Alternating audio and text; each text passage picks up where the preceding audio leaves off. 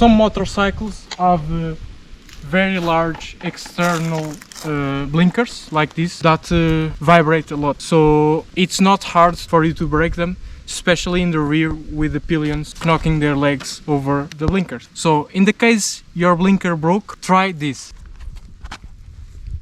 Plumber tape and the knife.